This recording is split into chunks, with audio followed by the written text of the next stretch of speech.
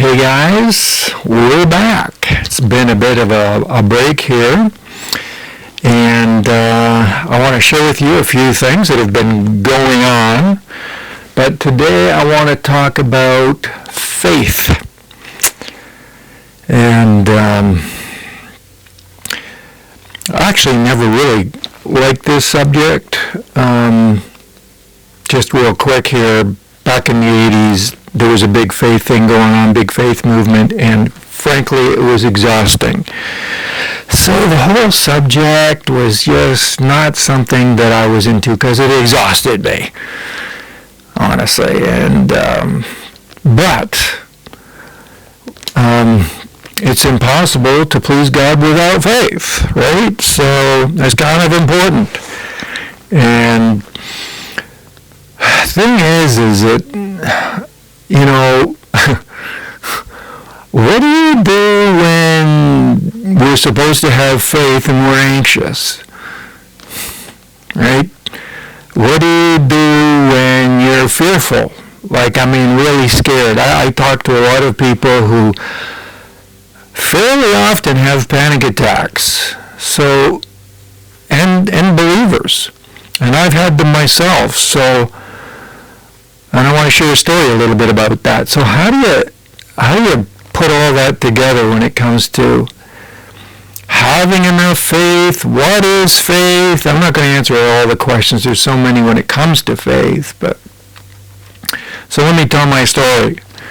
So one of the reasons it's been so long that I haven't been here is that I've been in the hospital. So that's what this story is about. So let me begin. What happened? What happened was my ticker was keeping me awake just over a month ago. And it was getting really loud, and not loud, but anyways. So I thought I better go to the hospital or talk to my doctor. So I called in for a stress test. So I go in for a stress test, and they put you on a treadmill. And the cardiologist says, "You're not going home." And I'm going, "What if I don't want to stay?" Huh? Well, he said that would really be unfortunate. And I'm going, what does that mean? So, because I was going to go home and have a workout and do what I do, and he's saying, "You're staying." Because apparently I failed the stress test miserably on the treadmill thing. They hook you up with an ECG and so on. So for the next 5 days, they're poking needles in me, feeding me horrible food without salt, no coffee, like just kill me anyways, right? No coffee, come on. And at one point, they got this mobile ECG thing on you all the time. And they said, "We'd like you to go out for a little stroll by yourself around the hall. Look at all the other sick people." It was so much fun. And so I did. Came back. You know what they said? They said, "You're not doing that again."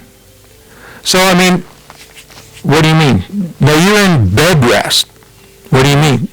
It means you're going into bed and you're not getting out of bed because you really failed walking down the hall. The week before I was skiing up in the mountains. And now they're telling me, you can't walk because you could die. So, I wasn't worried going in for my stress test, and now I'm just like, I can't even walk. Like, what's going on, So now I'm worried. Worried. Like, how bad is this, They're still sticking needles in me and feeding me horrible food and, putting me on blood thinners and, blood thinners and poking holes in you is a really bad idea. I was leaking everywhere, man. Like, they got me, Band-Aids all over my body. Anyway. And then the other thing is I also knew what was going to happen. Because I've been through this before. Somewhere along the line, they're going to be taking me to the hospital and sticking things in my heart. Those little things are called stents. And, sorry, there's noises going on over here. And, So I'm worried. And, the other thing is we're talking about faith here. The other thing is, it's been 5 days, and in order to build my faith, I not only pray and read my Bible like, any good Christian will do, and I was reading the Psalms, especially Psalm 91, 1,000 will fall by your side and so on, and it will not touch you. And when you're worried and upset, read the Psalms, honestly, to build your faith. It really focuses on your emotions, and the Passion Translation is really good for that. But I couldn't, to build my faith, I like to sing.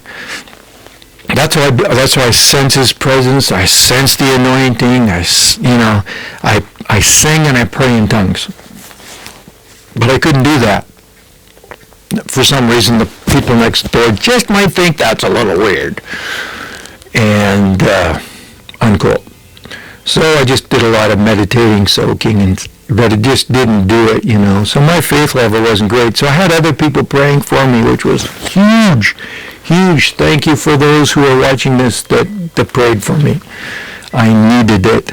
And I especially needed it when the call finally came, which it finally did. They said, "You're leaving. Get ready."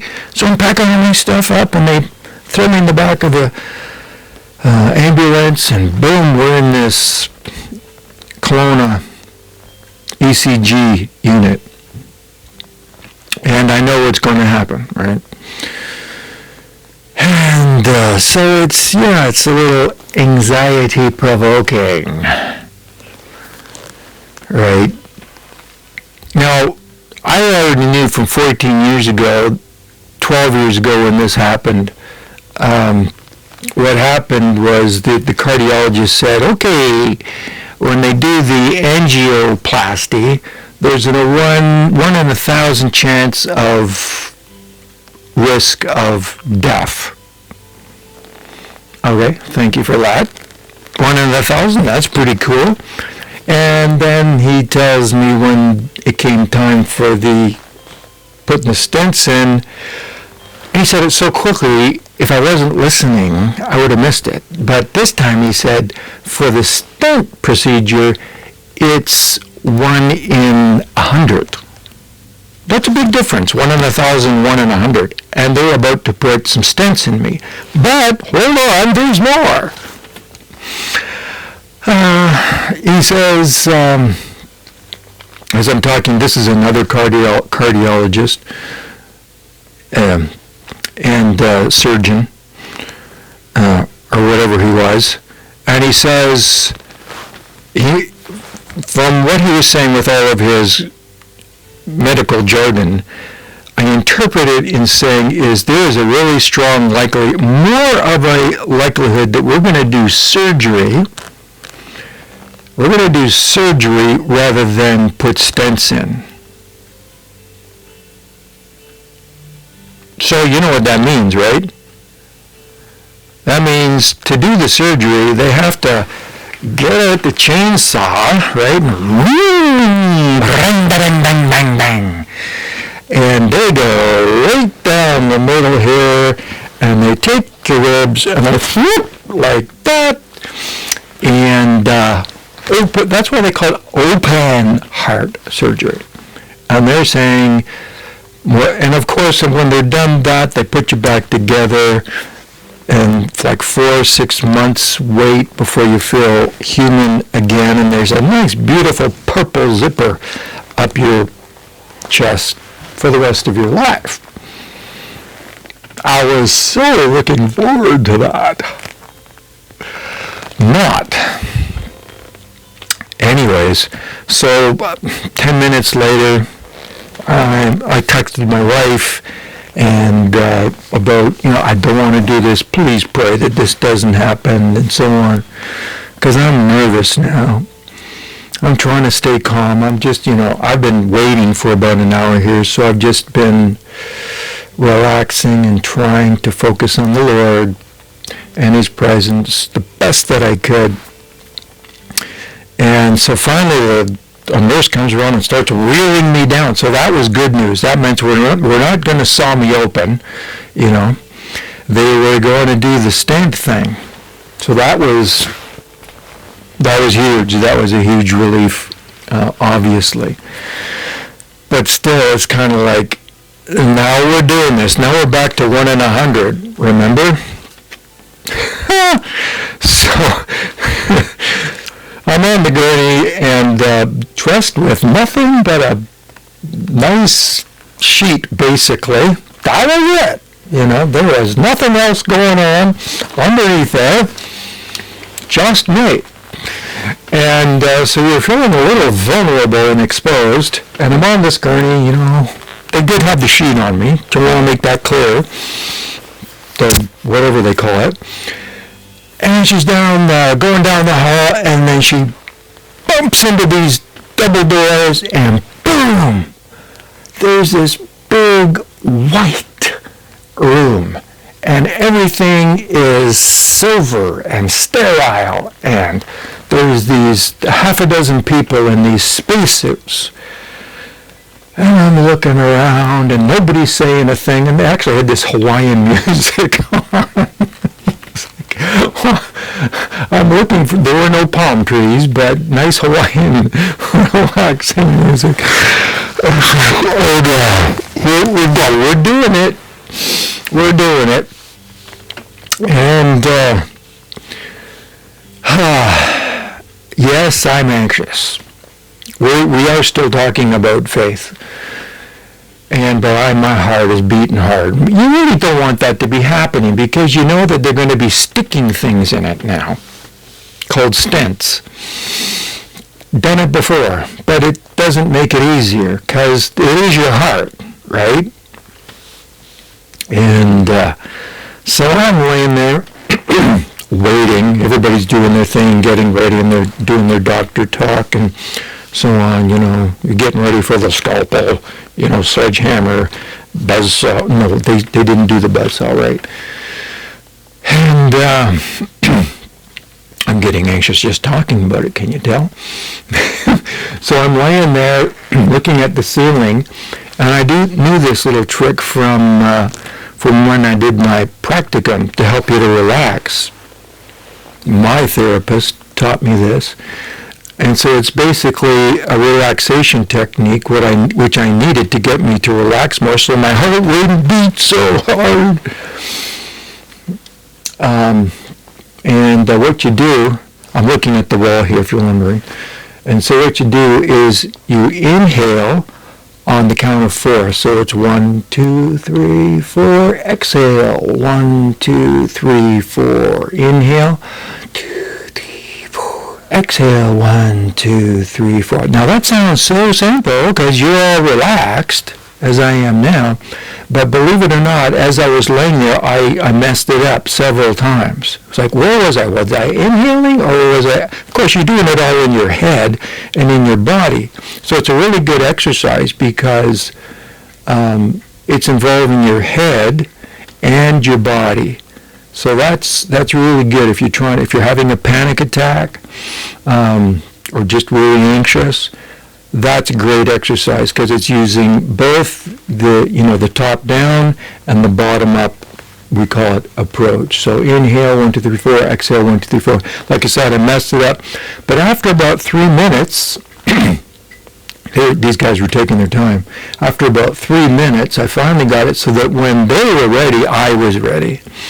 I'm laying there, now I'm myself, now I'm calm, now I'm not, dysregulated. And I'm good. And now I get to watch TV. They don't put you under. You're totally conscious when you're doing this, and there's a 3x2 monitor there. And you're watching this thing, and as they put it in here, see my big, where am I? See my big scar there, that little dot? Or is it right there? That's my big hole. I don't think it's focused on that, but anyway. So they're going in here, and they pump you full of drugs so it doesn't hurt that much. And so you're watching the monitor, and as you're watching it, you can feel it and you can see it, and once it gets in your heart, you can feel it. It doesn't hurt. It kind of tickles.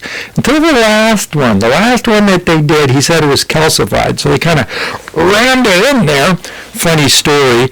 They had a rookie that was in there. They always have rookies. They're always teaching other students how to do this stuff. So we're in the middle of this thing near the end, and I can feel it actually as I'm telling you.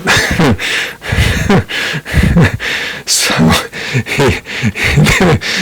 the pro, the veteran guy, he's going, no, to the rookie. He says, no. He says, the other way. Oh, what? No. He's not talking to me. He's talking to the rookie. And he actually says, no, righty tighty, lefty loosey. I'm going, this is not hot. This is really serious. And he was pretty relaxed about the whole thing because he does them all day, every day, for weeks and months and years. So he wasn't worried, I wasn't worried, but it did hurt. And it didn't matter because what happened was the reason it was hurting was that there were two arteries that were blocked 90% and there was one that was blocked 70%. And so I had to get that stent in there. And the basic stents basically open up the artery and let the blood go through.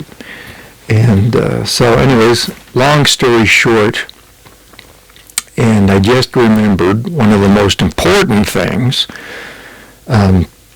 Long story short, everything went well, but I forgot this.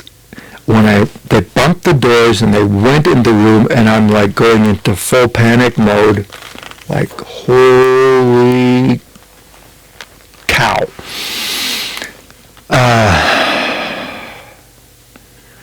When I came in, I literally heard the Lord say, it wasn't audible, obviously, but it came so strongly. The Lord said to me, I am with you. It was so clear. I am with you.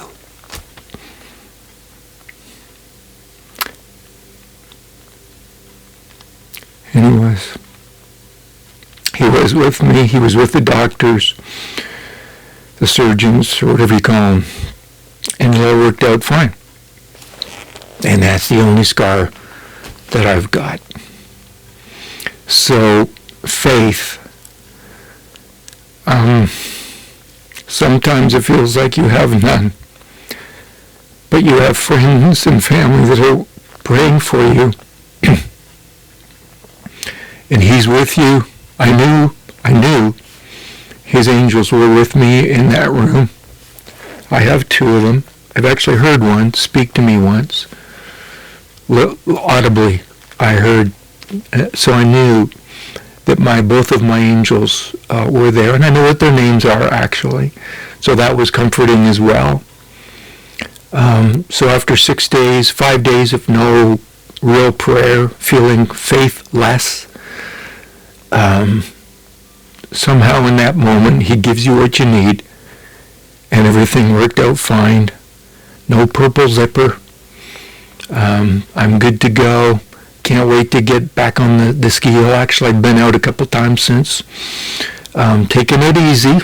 They won't let me, they won't let me kill myself, and I won't. So, but the bottom line is He's with us.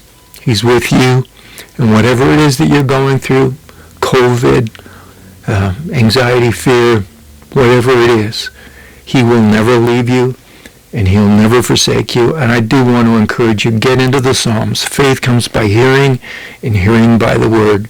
You may not feel very much faith. I certainly didn't feel a lot of faith or anointing during those 6 days, but He was with me. He won't leave you even though you don't feel Him. and he'll give you what you need at the right time.